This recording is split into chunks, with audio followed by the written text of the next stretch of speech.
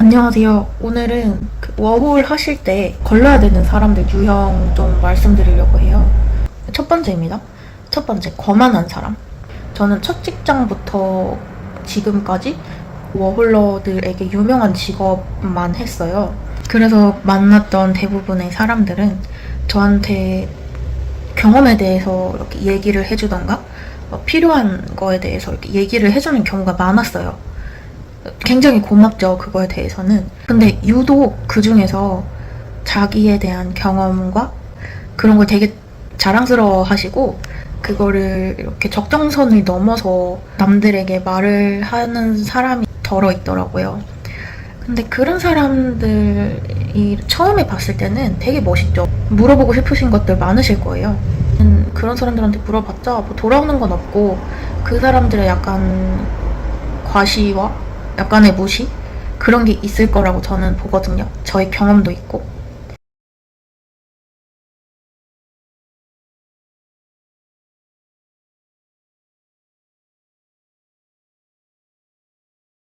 그리고 두 번째, 열등감 있는 사람.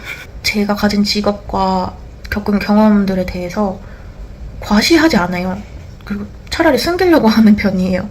이게 말하는 순간 질문이 많아지고 저는 그런 게 좀 부담스럽기 때문에. 근데 그러다가도 제가 멋쩍게 얘기를 좀 이렇게 꺼내게 되면은 거기 열등감이 있는 사람이 있더라고요.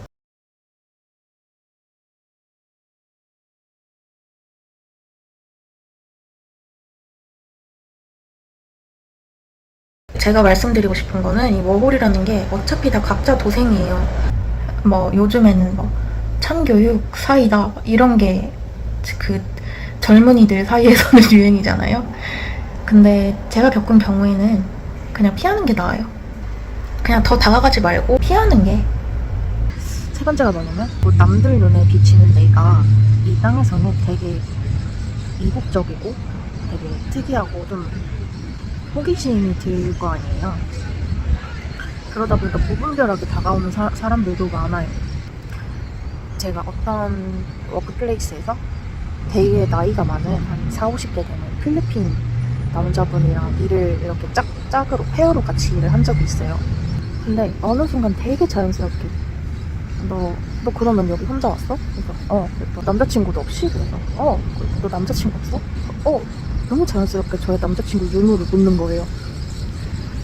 그래서 그 순간 내가 없다는 걸 안 순간부터 갑자기 도를 지나치더니 저를 이렇게 따로 불러내서 자기의 결혼사와 이혼을 한 스토리를 저한테 들려주고, 제가 그거에 대해서 묻지를 않았는데 그걸 계속 듣고 있어야 되는 게 고역이더라고요. 안 물어봤어, 안 궁금해 이럴 수도 없고. 그리고 저한테 업무 외적으로도 한번 데이트 신청을 했었는데 제가 바로 거절을 했었어요. 그래서 아무튼 그러다가 어떤 사건이 있었냐면은 워크플레이스 안에서 아무도 없고 둘만 있었어요. 근데 갑자기 되게 가깝게 밀착을 하더니 제 어깨를 이렇게 쓰다듬고 제 귓볼을 이렇게 만지작만지작거려서 제가 이렇게 몸을 이렇게 흠칫 피했어요. 근데 그 순간 다른 사람이 나타나가지고, 근데 이게 곱씹을수록 기분이 너무 더럽더라고요. 근데도 저는 문제를 만들고 싶지가 않아서 그냥 가만히 참고 있었는데, 그 후로부터 좀 피했어요. 그 사람은 말도 안 하고. 근데 그 사람도 그 낌새를 느꼈는지 자기가 한 짓이 있으니까 그 후로부터 서로 말을 안 했어요. 대면대면하고.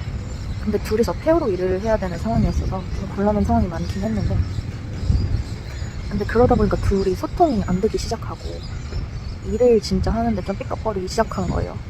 그러다가 뭐 어떤 지시가 내려와서 둘이서 일을 하고 있던 상황이었는데 갑자기 저한테 소리를 지르면서 그렇게 하는 거 아니지? 이러는 거예요. 저는 남자한테 소리 한번 질러본 적 없는 사람인데도 그때는 진짜 열이 갑자기 나가가지고, 우리 엄마 아빠도 나한테 소리 안 지르는데 지가 뭐라고 지금 그렇게 나한테 정도 이상으로 화내는 이유가 너무 분명하잖아요. 굳이 저렇게까지 행동할 필요가 없는데 소리까지 지르니까 저 열이 받아서 옆에 있던 그 연장을 집어 던지고 야 너 혼자 다 해 이러고 가려고 하는데, 그 와중에 걔가 야 이걸 나 혼자 어떻게 다 해 이러더라고요. 그 팀리더가 있었거든요. 이 방 방금 전에 이런 일이 있었는데 그 사람과 내가 예전에 있었던 일로 인해서 저 사람이 그러는 것 같다. 그래서 굉장히 불쾌하고 저 사람이랑 일을 하기 싫다 이랬어요. 팀리더가 알았다고 가서 그 사람이랑 얘기를 해볼게 이러는 거예요. 그날 이후로부터 저랑 그 사람을 이렇게 떨어뜨렸어요. 진짜 그 팀리더 말고 보스가 저한테까지 와서 너가 이 문제에 대해서 문제 제기를 진지하게 하고 싶다면 그렇게 해도 된다라고 했는데 그런 경우는 좀 불쾌하죠. 나 같은 경우에는 인간 대 인간으로서 친절하고 좀 친구로서 다가가고 싶어가지고 그랬다면 받아들이는 입장에서는 그렇지 않았다는 거.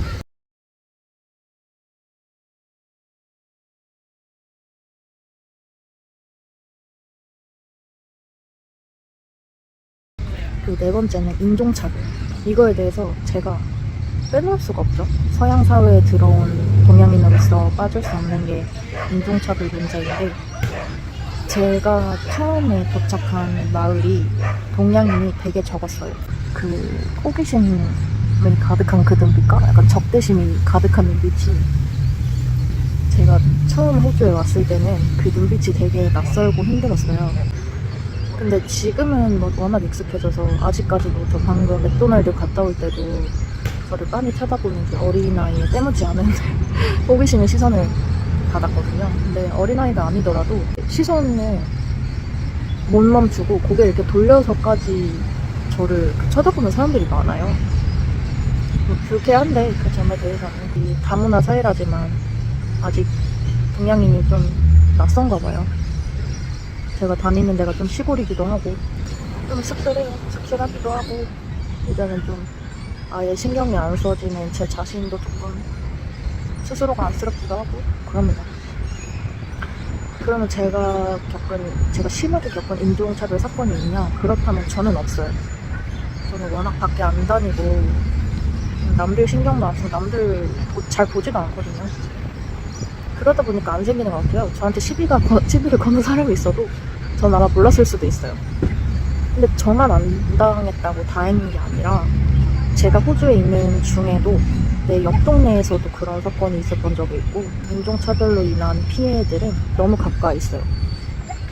이거는 이 영상을 보시는 모든 분들이 해당이 되는 거니까 좀 현실적으로 좀 느끼실 거예요. 혹자는 요즘에 인종차별을 당해도 동양인이 만만하다는 거를 보여주면 안 된다. 그러니까 자꾸 하는 거다. 같이 똑같이 소리를 지르고 욕을 해라 이러는데 제가 그 상황이 닥친다면은 제가 그럴 수 있을지 확신이 안 들어요. 너무 무서울 것 같아요. 무섭기도 하고 이렇게 대응을 이렇게 맞서서 하신 분들이 진짜 대단하신 것 같아요. 그리고 진짜 특이하게 제가 첫 번째 솔로파임을 다닐 때는 저와 같은 워킹홀리데이 워커들이 많았어요. 근데 두 번째, 세 번째, 네 번째의 경우에는 좀 호주 원주민들이 많이 일을 하는 회사였어요. 근데 이렇게 워크플레이스 안에서도 그 시선이 좀 느껴질 때가 있어요.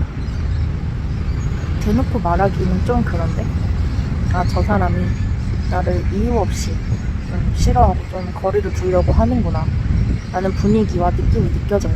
그럴 때는 그 사람의 눈에 들기 위해서 노력하지 마세요.